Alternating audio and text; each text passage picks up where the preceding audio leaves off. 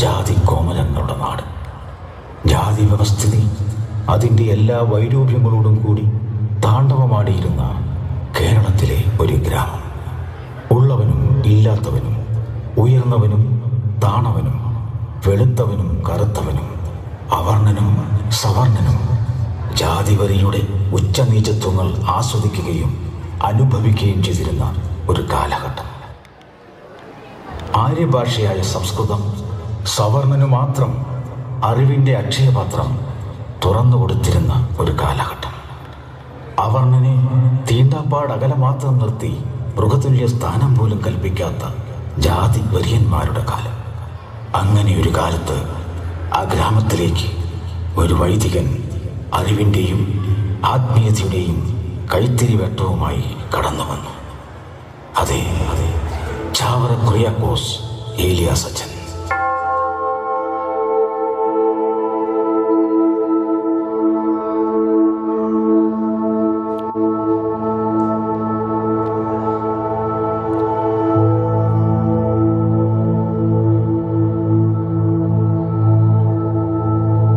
വണക്കം കത്തനാരെ, വണക്കം. വണക്കം കത്തനാരെ, നമ്മുടെ ഉണ്ണികളെ ഇംഗ്ലീഷ് പഠിപ്പിക്കണമെന്ന് വെച്ച് നാളായി നിരൂപിക്കണോ? അത് വളരെ നല്ലൊരു ചിന്ത തന്നെ. അവരെ ഷിമയിലോ മദ്രാശിയിലോ അയച്ച് ഇംഗ്ലീഷ് പഠിപ്പിക്കാമെന്ന് വിചാരിച്ചാൽ അന്തർജനങ്ങൾ സമ്മതിക്കണില്ല. കത്തനാര് ഇംഗ്ലീഷ് പഠിപ്പിക്കാനുള്ള ആളല്ലേ? ഒരു ഇംഗ്ലീഷ് പള്ളിക്കൂടം നമ്മുടെ നാട്ടിൽ ആരംഭിച്ചാൽ ഇശ്യം നന്നായിരിക്കും. ആലോചന നല്ലത് തന്നെ. ഞാനും അത് ആലോചിക്കാതിരുന്നില്ല. പക്ഷേ ഒരു ഇംഗ്ലീഷ് പള്ളിക്കൂടം ആരംഭിക്കാനുള്ള അനുവാദം കിട്ടുക അത്ര എളുപ്പമല്ല. കത്തനാര് ബിഷോപ്പ് തിരുമേനിയെ കണ്ടൊന്ന് സംസാരിച്ചാൽ സാധിച്ചേക്കും. നമ്മുടെ ഉണ്ണികൾ ഇംഗ്ലീഷ് പഠിച്ചാൽ കേമായിരിക്കും. കാര്യമൊക്കെ ശരി തന്നെ. ലോകഭാഷയായ ഇംഗ്ലീഷ് നമ്മുടെ നാട്ടിലെ കുട്ടികൾക്ക് അറിവിന്റെ വാതായനങ്ങൾ തുറന്നു കൊടുക്കും. പിന്നെ എന്താ കത്തനാരെ പ്രശ്നം? നിയമാനുസൃതമല്ലാതെ ഒന്നും ആരംഭിക്കാൻ സാധ്യമല്ല തിരുമേനി. നാടുവാഴിയുടെ സമ്മതപത്രം നോം ശരിയാക്കാം. നാടുവാഴിയുടെ അനുവാദം മാത്രം പോരാ തിരുമേനി. എങ്കിൽ രാജകാര്യാലയത്തിന്റെ അനുമതി കൊണ്ടുവരാം. തിരുമേനി, ആശ്രമത്തോട് ചേർന്ന് ഒരു വിദ്യാലയം ആരംഭിക്കണമെങ്കിൽ ബിഷപ്പ് തിരുമനസിന്റെയും സഭയുടെയും അനുമതി വേണം. എങ്കിൽ കത്തനാര് തന്നെ ബിഷോപ്പ് തിരുമേനിയെ കണ്ട് സംസാരിക്കണം.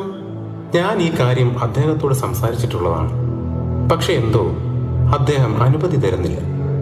പിന്നെ എന്തോ ചെയ്യും കത്തനാരെ?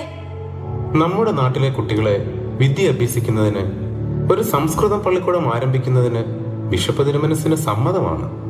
സംസ്കൃതമെങ്കിൽ സംസ്കൃതം. ദേവഭാഷയായ സംസ്കൃതം ഇംഗ്ലീഷ് ഭാഷയേക്കാൾ ഒട്ടും പിന്നിലല്ല. അത് മറ്റു ഭാഷകളുടെ മാതാവാണ്. ഉണ്ണികൾ ഇല്ലത്ത് ഉണ്ടും ഉറങ്ങിയും വെറുതെ സമയം കളയണു. തിരുമേനി ഇല്ലത്തേക്ക് പോയിക്കൊള്ളുക. കുട്ടികളെ ഇന്ന് തന്നെ ഇവിടേക്ക് വിടണം.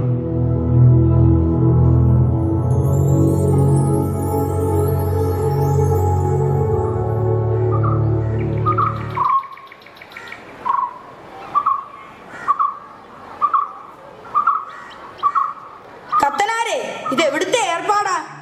എന്നാ തിരുമേനി, എന്താ പ്രശ്നം? നമ്മുടെ ഉണ്ണികൾക്കൊപ്പം ഇരുന്ന് പഠിക്കാൻ ഈ കീടങ്ങൾക്ക് അങ്ങനെ ധൈര്യം വന്നു? ഞാനാണ് അവരെ അവിടെ ഇരുത്തിയത്. കത്തനാരെ, തീണ്ടാപ്പാടകലെ നിൽക്കേണ്ട കീടക്കുഞ്ഞുങ്ങൾ നമ്മുടെ ഉണ്ണികൾക്കൊപ്പമോ? ഈ വഴി നടക്കാൻ പോലും ഈ മൃഗങ്ങൾക്ക് അവകാശമില്ല. കത്തനാരെ, ബ്രാഹ്മണനെ തീണ്ടിയാൽ ഉണ്ടാകുന്ന ഭവിഷ്യത്ത് എന്താണെന്ന് അറിയാമോ? ആ കീടത്തിന്റെ തല ആനയെ കൊണ്ട് ചവിട്ടി അരയ്ക്കും. ബ്രാഹ്മണൻ അവൻ ഉന്നത കുലജാതൻ. നമ്പൂതിരിയും തുളുബ്രാഹ്മണനും ഗാഢസാരസ്വതരും പുണ്യജന്മങ്ങൾ. അവർ ദൈവത്തിന്റെ പ്രതിപുരുഷർ. നായരും നമ്പ്യാരും, തീയരും കമ്മാളനും, മുക്കുവനും പുലയനും, പറയനും കുറുവനും ജാതിക്ക് നീചർ, അധവർ. അധമന്റെ സ്ഥാനം 60 അടി അകലെ. അധമർ അവർ ബ്രാഹ്മണനെ തൊട്ടുകൂടാ, കണ്ടുകൂടാ, തീണ്ടിക്കൂടാ. അവർ ബ്രാഹ്മണനെ തൊട്ടാൽ, കണ്ടാൽ, തീണ്ടിയാൽ അവൻ വധശിക്ഷയ്ക്കർഹൻ. ഇന്നാട്ടിലെ നിയമമനുസരിച്ച് ജാതി വ്യവസ്ഥിതി പാലിക്കാത്തവന് മരണദണ്ഡന. അവനെ ആനയെ കൊണ്ട് ചവിട്ടിച്ചോ, പീരങ്കി കൊണ്ട് തല തകർത്തോ, ചിത്രവധം ചെയ്തോ കൊല്ലും. കത്തനാരെ, തീണ്ടൽ തൊടിയിൽ നിയമങ്ങൾ പാലിക്കാനും പാലിക്കപ്പെടാനുമുള്ളതാണ്. അത് പാലിച്ചില്ലെങ്കിൽ അതാരായാലും ഏത് കത്തനാരായാലും ദണ്ഡന മരണം തന്നെ. ചവിട്ടി അരക്കി കീടങ്ങളെ. കൃമികൾ ബ്രാഹ്മണന് മാത്രം അവകാശപ്പെട്ട അറിവിന്റെ അമൃത് മോന്താനെത്തിയിരിക്കുന്നു. കഞ്ഞിവെള്ളം പോലും കുടിക്കാൻ അർഹതയില്ലാത്തവൻ ചെല്ലടാ ചെന്ന് കരിക്കാടി മോന്തി. നീതിയും നിയമവും നടപ്പിലാക്കേണ്ടത് എങ്ങനെയെന്ന് നമുക്കറിയാം. കത്തനാരത്തിൽ ഇടപെടേണ്ട. നിർത്താനാ പറഞ്ഞത്. ഇതെന്റെ ആശ്രമം, എന്റെ പള്ളിക്കൂടം, ഇവിടെ എന്റെ നിയമം. കത്തനാർക്ക് ഇത്ര ധിക്കാരമോ? തിരുമേനി, വിദ്യ എന്നത് അറിവാണ്. അറിവെന്നാൽ ആദ്യം അവനവനെ തന്നെ അറിയാനുള്ള അറിവ്, പിന്നെ എല്ലാറ്റിൻ്റെയും സ്രഷ്ടാവും അധിപനുമായ ദൈവത്തെ അറിയുവാനുള്ള അറിവ്. വിദ്യ ദൈവികമാകുന്നു. അഗ്നിസ്ഫുടം ചെയ്ത മനസ്സുമായിട്ടായിരിക്കണം ഓരോ വിദ്യാർത്ഥിയും വിദ്യയ്ക്കായി അർത്ഥിക്കേണ്ടത്. ആ പ്രകാശത്തിന് നേരെ മനസ്സിന്റെ വാതായനങ്ങൾ കൊട്ടിയടയ്ക്കുന്നത് മാപ്പർഹിക്കാത്ത കുറ്റം. കത്തനാരെ, എങ്കിലും തിരുമേനി, മനുഷ്യനെ മനുഷ്യനായി കാണുവാനും ഏവരെയും സമഭാവനയോടെ ദർശിക്കുവാൻ കഴിയുന്നില്ലെങ്കിൽ ഒരു പഠിപ്പും പൂർണ്ണമാകുന്നില്ല, ഒരു വിദ്യയും സ്വാർത്ഥകമാകുന്നില്ല. കത്തനാര് പറയുന്നത് ഭാഷ ദൈവം മനുഷ്യന് നൽകിയ വരദാനമാണ്. അത് മനുഷ്യനെ ഭിന്നിപ്പിക്കുവാനുള്ളതല്ല, മറിച്ച് ഒന്നിപ്പിച്ച് പുരോഗതിയുടെ പടവുകൾ ചവിട്ടിക്കയറാനുള്ളതാണ്. ഈ പള്ളിക്കൂടത്തിൽ ജാതിമത ഭേദമില്ല, വർഗവർണ്ണ വ്യത്യാസമില്ല. ഏവരും ദൈവമക്കൾ, ഏവരും യാചിക്കുന്നത് വിദ്യ, ഏവരും അർത്ഥിക്കുന്നത് വിദ്യ, ഏവർക്കും ലഭിക്കുന്നതും വിദ്യ. പള്ളിയോട് ചേർന്ന് പള്ളിക്കൂടം എന്ന ചാവറയച്ചൻ്റെ ആശയം അദ്ദേഹത്തിൻ്റെ അനുയായികൾ അതിൻ്റെ അന്തസ് ഒട്ടും ചോരാതെ തന്നെ പിന്തുടർന്നു. വർഷങ്ങളും ദശാബ്ദങ്ങളും നൂറ്റാണ്ടും കടന്നുപോയി.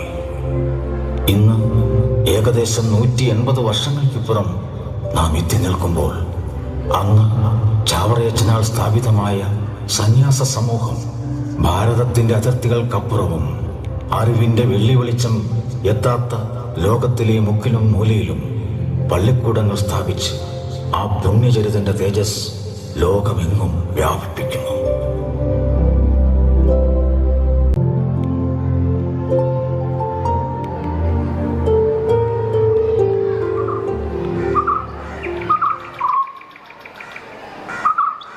അമ്മ വിശക്കുന്നു, അമ്മ എനിക്ക് വിശക്കുന്നു.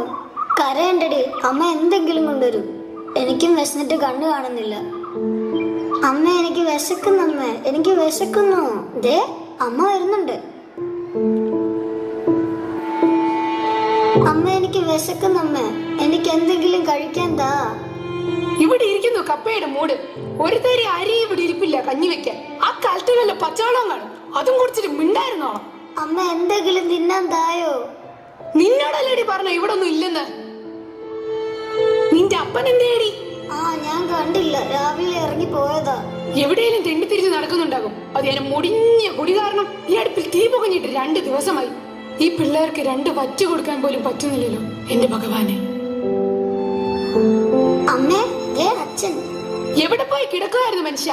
ഈ പിള്ളേരെ പറ്റി വല്ല വിചാരം ഉണ്ടോ നിങ്ങൾക്ക്?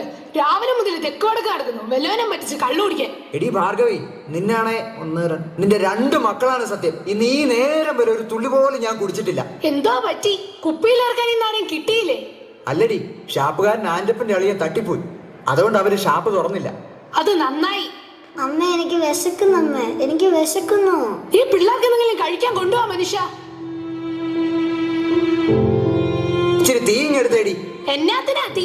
ഇവിടെ വെക്കാനും വിളമ്പാനും വല്ലതും ഉണ്ടായിട്ട് വേണ്ടേ തീ? എന്നെ കൊണ്ടൊന്നും പറയിപ്പിക്കണ്ട. അതിനല്ലടി, ഈ വീഡിയോ ഒന്ന് കത്തിക്കാനാ.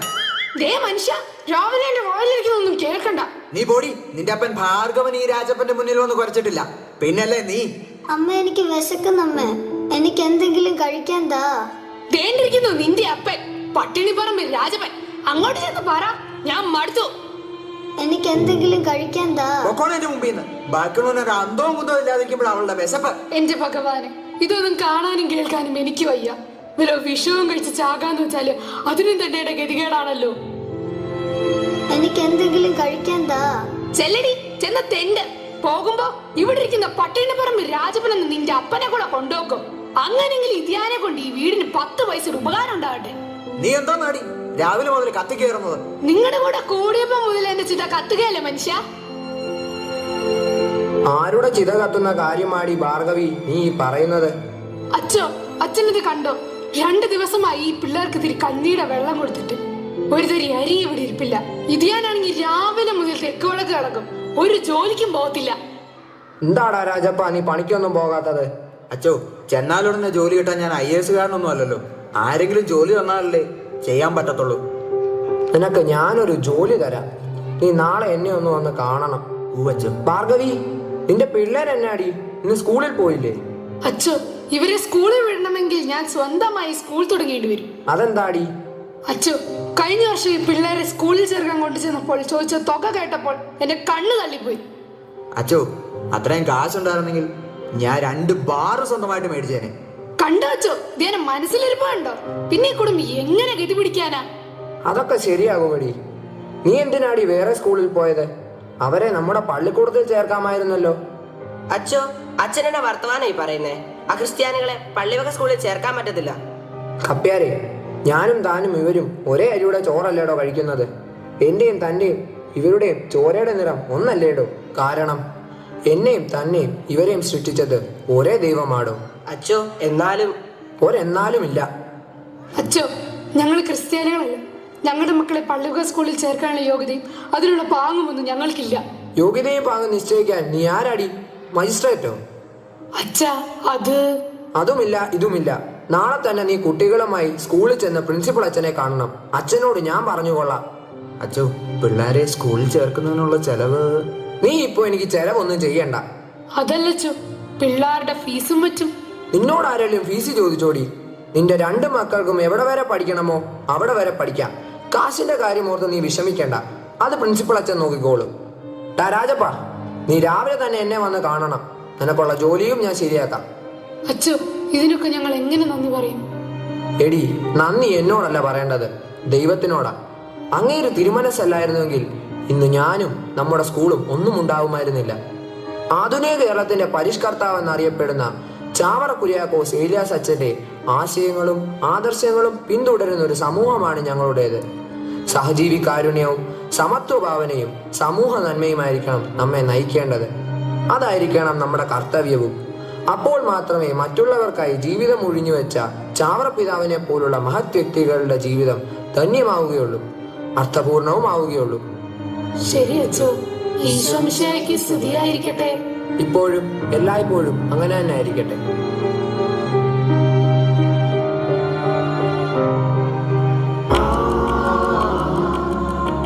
ഒരു നവസുവിശേഷമാ